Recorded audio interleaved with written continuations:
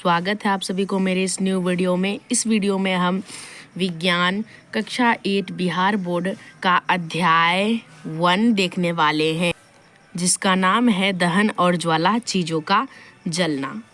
तो देखिए, आपने अक्सर देखा होगा कि कुछ पदार्थ तो अत्यधिक ज्वलनशील होते हैं और कुछ को प्रयास करने पर जलाए जाते हैं और कुछ का जलना संभव ही नहीं होता है। ठीक है, तो जो पदार्थ जलते हैं उसे दाह्य पदार्थ कहते हैं और जो नहीं जलते हैं उसे अदाह्य पदार्थ कहते हैं उसे अदाह्य पदार्थ कहते हैं। अब देखिए, ये पदार्थों का दहन और जलने की प्रक्रिया। तो देखिए, हम पदार्थों को किस प्रकार जलाते हैं, तो उसे माचिस, लाइटर, पत्थर जिसे चकमक पत्थर कहते हैं, या हैंड लेंस के उपयोग से हम जलाते हैं। हैंड लेंस इस प्रकार का होता है। देखिए, इसके अंदर क्या किया गया है कि जो प्रकाश आ रहा है उसे हैंड लेंस से एक जगह केंद्रित करके इसे जलाया जाता है। ठीक है, तो ये आपको समझ में आ गया। और अगर हम इसे एक और केंद्रित करके रखते हैं कुछ देर के लिए, तो इन अवलोकनों से ये क्या होता है, ये थोड़ा गर्म हो जाता है। ठीक है, ये वाला भाग जहाँ पे केंद्रित होता है ये गर्म हो जाता है। तो इन अवलोकनों से हम ये प्राप्त करते हैं, ये निष्कर्ष निकालते हैं कि किसी चीज़ को जलाने के लिए हमें ऊष्मा या गर्मी की ज़रूरत होती है। असल में जब हम किसी और चीज़ों को गर्म करते हैं तो वो क्या होता है, उसका तापमान बढ़ जाता है और जब तापमान किसी निश्चित मान पर पहुंच जाता है तो वह जलने लगती है। ठीक है, अब आप इस पॉइंट को लिख लीजिए। वह न्यूनतम तापमान जिस पर पहुंचने के बाद कोई पदार्थ जलना शुरू कर देता है, उस पदार्थ का ज्वलन ताप इग्नेचर टेम्परेचर कहलाता है। ठीक है, और जब तक कोई मान यानी कि जब तक कोई पदार्थ इस तापमान पर नहीं पहुंचेगा वह नहीं जलेगा, और जब इस तापमान पर इस मान पर पहुंच जाएगा, ज्वलन ताप तक पहुंच जाएगा, तभी वो पदार्थ जल सकता है। देखिए, पदार्थों का ज्वलन ताप उसके प्रवृत्ति पर निर्भर करता है। अब देखिए, गर्मियों के मौसम में अधिक गर्मी पड़ने पर कुछ स्थानों में सूखी घास पर आग पकड़ लेती है। ठीक है, आग पकड़ लेती है जिससे पूरा जंगल ही आग के चपेट में आ जाता है, जिससे दावानल कहते हैं। इसके अंदर क्या होता है कि तेज़ धूप के कारण छोटे मोटे घास या पेड़ पौधे हवा के रगड़ के कारण या घर्षण के कारण वह क्या होता है, एक दूसरे से रगड़ खाते हैं और जिससे ऊष्मा निकलती है। और आपको पता है कि ऊष्मा से गर्मी और गर्मी से आग पैदा होती है। इस प्रकार आग जब लग जाती है तो पूरा जंगल ही आग के चपेट में आ जाता है।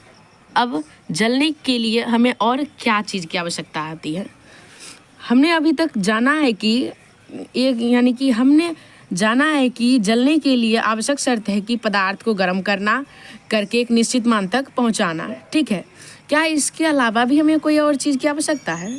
चलिए इसे हम पता करते हैं। तो इसके लिए हमने क्या किया कि एक मोमबत्ती लिया और उस मोमबत्ती को एक ग्लास से ढक दिया। तो इसमें क्या होता है कि कुछ देर जलने के बाद वह मोमबत्ती बुझ जाती है। तो ऐसा क्योंकि उसके अंदर वायु कम हो जाती है। तो इससे हम यह निष्कर्ष निकालते हैं कि दहन के लिए हवा का होना आवश्यक है। अब देखिए, ये एक क्रियाकलाप है।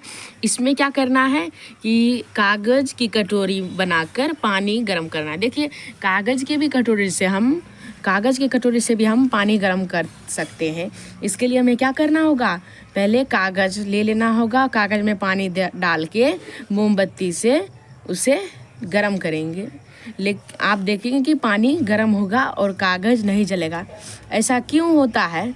क्योंकि कागज़ की कटोरी से ऊष्मा का संचालन जल में होता रहता है और कागज़ जलने से बच जाता है।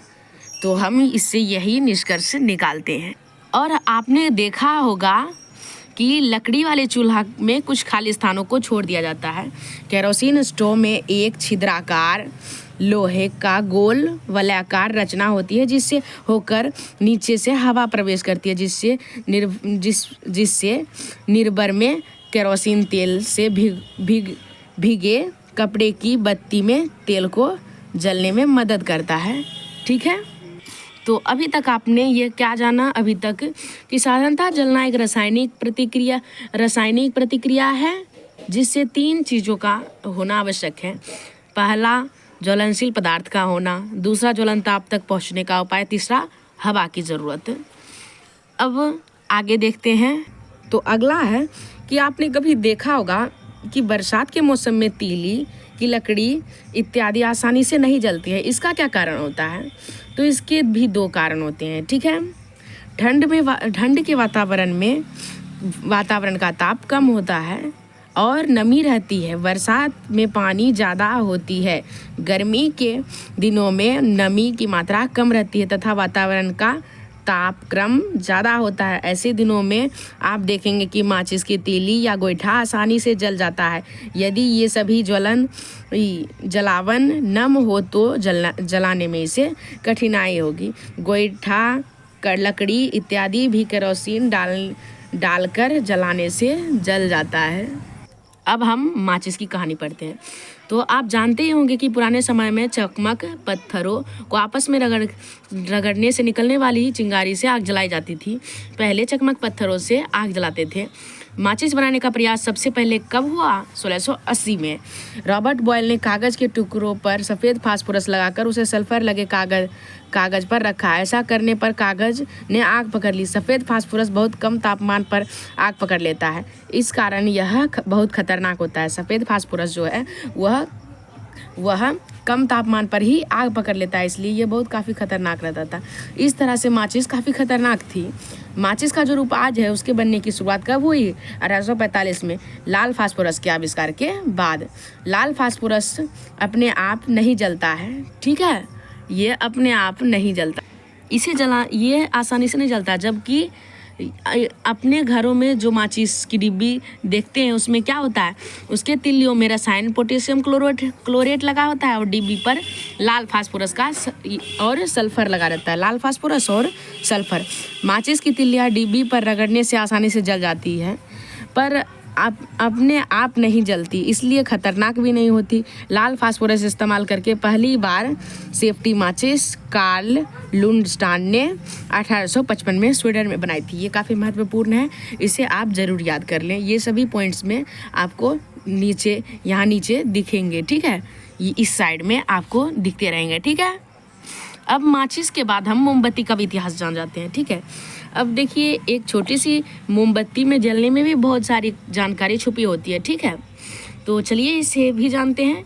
माइकल फैराडे एक महान वैज्ञानिक थे जिन्होंने विद्युत के क्षेत्र में काफ़ी ज़्यादा काम किया था। उन्हें यानी कि विद्युत में काफ़ी लगाव भी था और विज्ञान का प्रसार प्रचार वो जगह जगह पर भाषण देते थे, ठीक है, और वैज्ञानिक समझ विकसित करते थे। 1860 में उन्होंने लोगों को मोमबत्ती का इतिहास बताया था, जिसका सारांश है मैं आगे बता रहा हूँ आपको, ओके, मैं आपको भी बता रहा हूँ। दोस्तों, अगर आपको अदर साउंड सुनाई दे रही है तो उसे आप इग्नोर करिएगा। तो देखिए, इन्होंने सारांश बताया कि मोम एक ईंधन है, यानी ऊर्जा का एक रूप है। यह एक हाइड्रोकार्बन है जो हाइड्रोजन और कार्बन से मिलकर बनी होती है। यह मधुमक्खी के छत्तों से भी निकाली जाती है। इसमें एक बत्ती लगी होती है जो चारों ओर मोम से घिरी होती है, अतः इसका नाम पड़ा मोमबत्ती। बत्ती पर भी थोड़ी मोम लगी होती है जिससे जलाई जाती है। बत्ती जब जलने लगती है तो क्या होता है, जलने लगती है तो इसका आसपास नीचे वाला मोम पिघलने लगता है। पिघली मोम धागे की सहायता से ऊपर चढ़ती है और गर्म होकर हाइड्रोजन और कार्बन देती है। हाइड्रोजन सुनहरी ज्वाला के साथ जलकर जलवाष्प बनाता है। यह कार्बन को भी जलाता है। कार्बन का कुछ भाग बच भी जाता है तो जो कि ज्वाला के बाहरी भाग में जलाता है। ये काफ़ी मात्रा में ऊर्जा देती है। इस तरह मोमबत्ती प्रकाश और ऊष्मा देती है। ये आपने समझ लिया। अब हम क्रियाकलाप 4 को करते हैं। तो आपने दियों में तेल से भीगी बत्ती तो देखी होगी, है ना। रुई में तेल सोखकर ऊपर आता है और जलता रहता है ना। बिल्कुल इसी तरह मोमबत्ती, पिघली हुई मोमबत्ती यानी कि मोमबत्ती भी ऊपर की ओर चढ़ती है। अब क्रियाकलाप 5 को देखते हैं, ठीक है। तो एक मोमबत्ती की लौ के अंदर बत्ती के ठीक ऊपर कांच की नली बनाइए, दूसरी और एक जलती हुई माचिस की तीली से ले जाइए। अब आपको यानी कि अब आगे क्या हुआ अवलोकन कीजिए। तो क्या हम ये कह सकते हैं कि मोमबत्ती की लौ के अंदर बत्ती के ठीक ऊपर जो सफ़ेद धुआं निकलता है यही असल में जलता है ना? क्योंकि अगर आप इसे जलाएंगे और जो सफ़ेद धुआं यानी कि मोमबत्ती को बुझा के जो सफ़ेद धुआं के आगे जलाएंगे तो उससे क्या होगा कि वह आग पकड़ लेगा, यानी मोमबत्ती में मोम की वाष्प जलती है। आइए एक प्रयोग करके इसे पुष्टि करें। तो एक और पुष्टि करते हैं।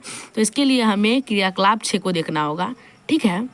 तो एक मोमबत्ती जलाइए, इसे 1-2 मिनट तक जलने दीजिए, इसके बाद इसे बुझा दीजिए। आपको एक सफ़ेद धुआं की लाइन सी दिखाई देगी। एकदम जल्दी से एक जलती हुई तीली धुएं की इस लाइन के पास आइए। क्या हुआ? मोमबत्ती जलती हुई धुएं तीली से धुआएं बिना ही हमने मोमबत्ती जला ली।